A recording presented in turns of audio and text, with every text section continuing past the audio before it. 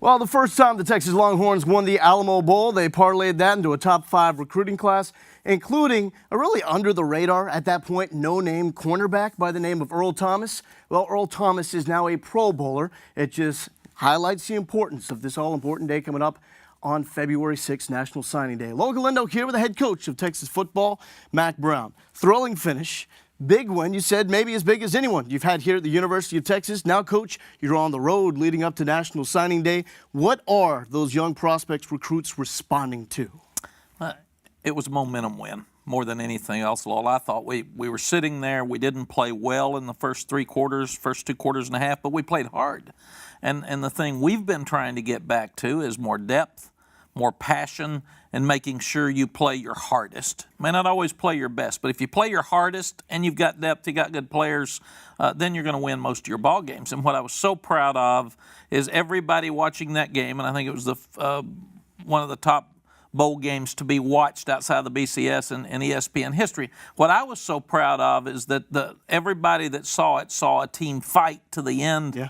That might not have wanted to be in there against Oregon State, might not have wanted to be. They would rather been in Dallas against LSU with the Cotton Bowl. All those things that had the build-up put us in a tough spot for this ball game. The guys responded, the fans responded, and I thought that's what made the game so special. What it's giving us now is great momentum heading into signing day, but at the same time, it shows that the future is very bright, which we've been selling. And if you're going to get on, you better get on now, because this train's about to leave the train station. We're going to be really good again soon. Well, you talk about the future is bright. You can go in depth with this recruiting class on National Signing Day. You say it's not a large one, but the quality is there. It's great. But also the future to the next class after that. What's the approach now when you look beyond this recruiting class to that next group? A lot of times my experience has been when you have a smaller class, you're probably better per player because you have very few, and you're more cautious, and you don't take as many chances as you do in a large class. And we've signed 22, 28, and now we'll be in the 15, 16 range here. So this will be our smallest class in a long time. It also means we're finally having an older team. We got a lot more guys in the upper classes than we've had. So all those things are good, and a lot of guys in this class will play it. It may be 2 of our best line of scrimmage classes, offense and defense, that I've ever been around. It's really fun. 2014 kids were so much further ahead, and we made a conscious decision back in the summer to start offering kids in the junior class for the first time in our 15 years here, and they've really responded. We've already got 6 commitments. We've got a junior day on February 10th, which means all the guys come in for an unofficial visit. We have another junior day on February 23rd, which will be our 2nd day of spring practice, and they'll get a chance to come in and sit and talk to us and have the same experience. So we'll probably split it up. Some will come in early, some will come in late. And also, I've been out to just about every school to say hello to the coach and honor the junior. Never done that before because things are happening faster. We've never offered before junior day. We've never had commitments before junior day. All of that is accelerated now because everybody else is doing it. We felt like we should do it, and people have really responded well. So part of the evolution of college football and recruiting in particular, the NCAA also going with their evolution, part of these common sense rule revisions that they recently announced. Now all those restrictions with the text, the phone calls, the quiet period, the dead period, which quite frankly made recruiting very, very confusing at times, that has been eliminated. You mentioned you've been out. You've seen what happens on the recruiting trail. Why do you think that these moves needed to be put in place? You don't want the guys that are breaking the rules to have an advantage.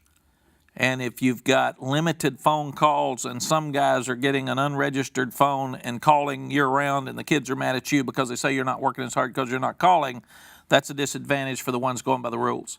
If they say that you can have a casual conversation when you see a young man in the hallway at a school and some are sitting down with the parents for an hour and a half, that's a breach of the rules. So if somebody else can sit down, the Texas coaches should be able to sit down.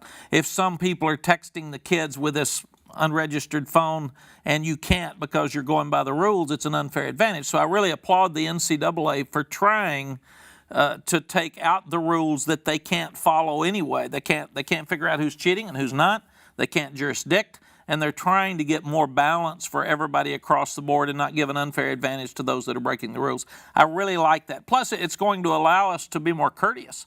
If I get a text message right now from you and your name's not in my phone, I can't answer it because I don't know if it's to a prospect or not. So I have to sit there and just not answer text messages unless there's a name involved.